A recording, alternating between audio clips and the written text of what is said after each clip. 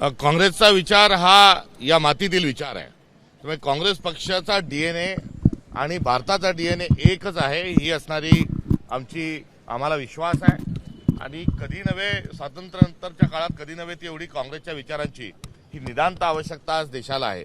कारण जात धर्म पंथामध्ये समाजाची विभागणी करणे, पुंजीपतींना पोषक स्वरूपाची धोरणं ठरवणे आणि नागरिकांच्या अधिकारांचं मोठ्या प्रमाणात खच्चीकरण आज रोजी सुरू असताना राजकारण हा सत्तेचा खेळ नाही, तर राजकारणाला विचाराचं अधिष्ठान असलं पाहिजे आणि त्या विचाराचा अधिष्ठान हे काँग्रेसजवळ आहे आणि आज या विचारांची निदांत गरज आपल्या भारताला आहे। सर, आज आपण पाहतोय की शरद पवार आणि उद्योगपती गौतम अडानी हे पुन्हा एकदा एकाच मंचावर येतात। बारामतीमध्ये AI सेंटरचं उद्घाटन पार पडणार आहे। या कार्यक्रमासाठी अजित पवार, सुनेत्रा पवार, सुप्रिया सुळे, युगेंद्र पवार उपस्थित राहतात आणि अडानींनी तर थेट पाय धरलेले शरद पवार यांच्यावरती काँग्रेसनं आरोप केलेले आहेत की मुंबईतील जागा जमिनी बळकवण्याचं काम करतायत। कसं पाहता? तुमचे मित्रपक्ष आहेत राष्ट्रवादी, काय कसं याकडे पाहावं? त्यात शरद पवार साहेबांचं जे व्यक्तिमत्व आहे ते एक सर्वसमावेशक स्वरूपाचं आहे। देशाचे जे पंतप्रधान आहे तेही शरद पवार साहेबांचं बोट धरून हे राजकारणात पुढे आले असं त्यांचंच वक्तव्य होतं। तर बोट धरून नरेंद्र मोदी पुढे गेले, तसंच पाया पडून अडाणी गेले असावेत असा त्याचा अर्थ आहे। काही सांगू इच्छिता ज्या पद्धतीनं गौतम अडानी यांच्याकडून व्यवसाय वाढवले जात आहेत आणि त्यावर काँग्रेस आक्षेप घेत आहे? अडाणींच्या एकंदरीत त्यांच्या कंपनीच्या कार्यपद्धती ज्या आहेत या पर्यावरणाच्या, लोकशाहीच्या, नीतिमूल्यांच्या विरोधात आहे आणि या देशाला पुंजीपती जे अनेक वेगवेगळ्या समस्येमध्ये या देशाला ढकलत आहे त्यामधले अग्रणी नाव हे अडाणींचं आहे।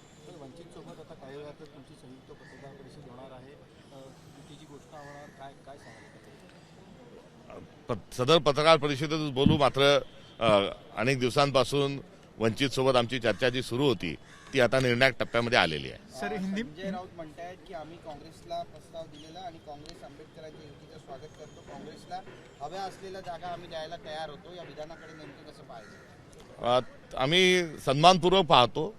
हव्या तेवढ्या ते द्यायला तयार होते, मात्र हव्या तेवढ्या आम्हाला हव्या होत्या आणि ही कार्यकर्त्यांची निवडणूक आहे।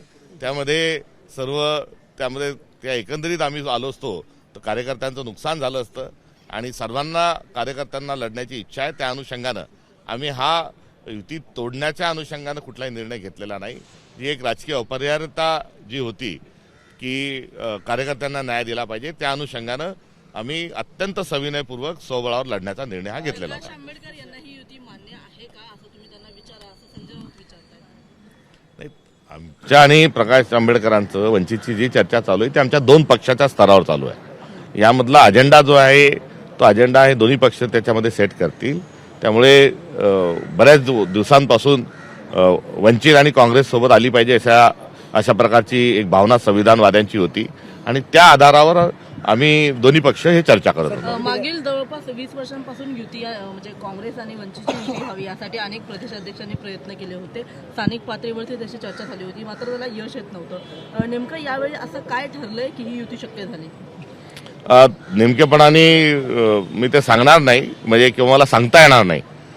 मात्र कुठेतरी सकारात्मक प्रतिसाद, एक वातावरण तयार झालं आणि त्यातून ही आघाडी आता एकदम निर्णायकपणापर्यंत आलेली आहे याचा निश्चित स्वरूपामध्ये आनंद आणि समाधान आहे। दोन ठाकरे बंधू एकत्र आल्याने बराच मोठा वर्ग जसा खुश झाला तसं परमपूज्य डॉक्टर बाबासाहेब आंबेडकरांचे आडनाव सकपाळ होतं आणि आज योगायोगाने मी देखील सपकाळ आहे।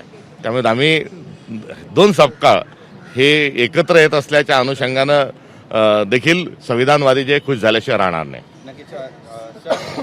अजित पवार आणि एकनाथ शिंदे यांच्या पक्षामध्ये धुसफूस आणि ती आता चव्हाट्यावर येतं असं दिसतंय का? कारण अजित पवार म्हणतात की बारामतीतील सुशोभीकरणाच्या कामाची ठाण्यातील नागरिक कौतुक करतात, ठाणे शहरातही अशीच चांगली कामं व्हायला हवीत। मध्यंतरीच्या काळामध्ये तर ठाण्याकडे मुख्यमंत्री पद सुद्धा होतं। मी अनेक दिवसांपासून या सरकारला गँग ऑफ ट्रिपल इंजिन सरकार म्हणतोय आणि यांच्यातलं टोळी युद्ध सुरू झाल्याच्या संदर्भात देखील अनेक वेळा दुर्दैवाने आम्हाला टिप्पणी विरोधक या नात्याने करावी लागली होती।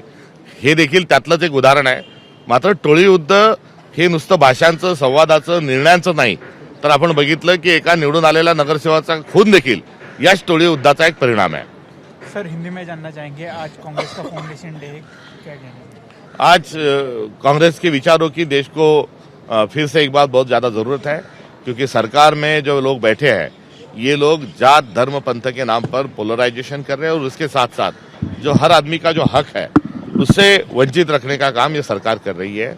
तो न्याय, सामाजिक न्याय, समता, बंधुता के मूल्यों की आज सबसे ज्यादा जरूरत है और कांग्रेस पार्टी ये सब मूल्य आगे लेकर जाने वाला एक वैचारिक दल है, इसलिए कांग्रेस की भी आवश्यकता आज सबसे ज्यादा रेलिवेंट है। कांग्रेस के एक वरिष्ठ नेता है दिग्विजय सिंह, उन्होंने एक पोस्ट किया था बीजेपी, नरेंद्र मोदी और आरएसएस का।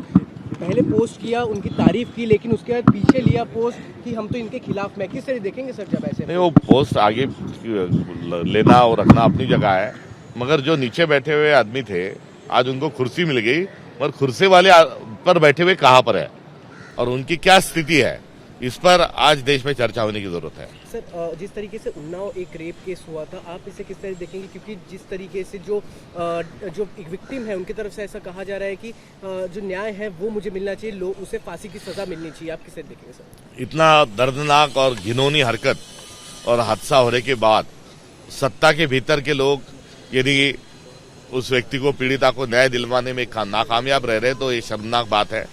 न्याय व्यवस्था हमारे देश में है क्या, ये एक मूलभूत सवाल इस घटना के माध्यम से उजागर हुआ है। महाराष्ट्र में बीएमसी इलेक्शन है, इसी के चलते हुए जो है वंचित बहुजन अघाड़ी के साथ कांग्रेस जा रही है इस बार।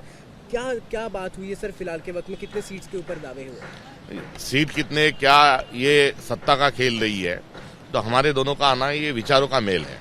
सर गौतम अडानी और शरद पवार जी एक साथ आए हुए, आप शरद पवार के साथ है, लेकिन कहीं ना कहीं गौतम अडानी के ऊपर आप आरोप कर रहे, लैंड स्कैम में उनका नाम ले रहे, धारावी में नाम ले रहे, किस तरह से देखते? जी हाँ, उनका तो नाम ले ही रहे और वो देश की सारी व्यवस्था को तोड़ मरोड़ कर वो अपना धंधा, गोरख धंधा चला रहे, ये हमारा आरोप है। लेकिन कहीं ना कहीं आप शरद पवार जी के भी साथ है।